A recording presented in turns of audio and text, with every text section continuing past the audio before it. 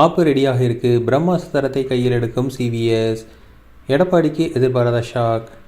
அதிமுகவில் Edappadi Palaniswami, CV. Shanmugam, S P. Velumani தரப்புகளுக்கு இடையே மோதல் உச்சகட்டத்தை எட்டியிருக்கிறது.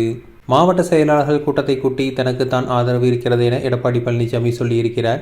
அதே நேரத்தில் பெரும்பான்மை பொதுக்குழு உறுப்பினர்கள் ஆதரவு தங்களுக்கு இருக்கிறது என கூறி வரும் சி.வி. சண்முகம் அதிமுக பொதுக்குழுவை தானே கூட்டப்போவதாக தகவல்கள் வெளியாகியிருக்கிறது. இதனால் எடப்பாடி பழனிசாமியின் பதவிக்கு ஆபத்து வரலாம் என்கிறார்கள் அதிமுகவினர்.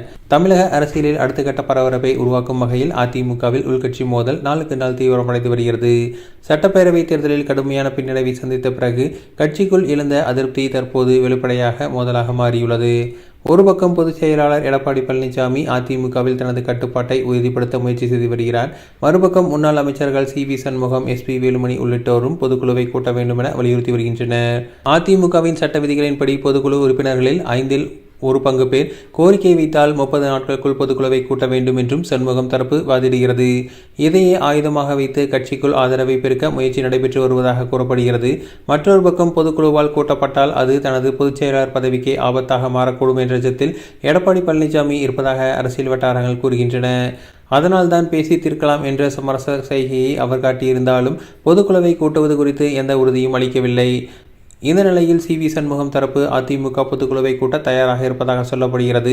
ஏற்கனவே 5இல் 1 பங்கு ஆதரவு இருந்தாலே பொதுக்குழுவை கூட்ட வேண்டும் என்ற அதிமுக விதி இருக்கும் நிலையில் சி.வி. சண்முகம் தரப்பில் 5இல் 3 பங்கு பொதுக்குழு உறுப்பினர்கள் இருப்பதாக சொல்லப்படுகிறது.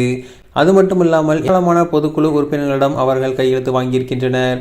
மேலும் எடப்பாடி பழனிசாமியால் நீக்கப்பட்ட மாவட்ட செயலாளர்களும் தங்கள் பக்கம்தான் இருக்கிறார்கள் என கூறி சி.வி. சண்முகம் பொதுக்குழுவை கூட்டினால் எடப்பாடி பழனிசாமியின் பதவிக்குத்தான் சிக்கல் என்கிறார்.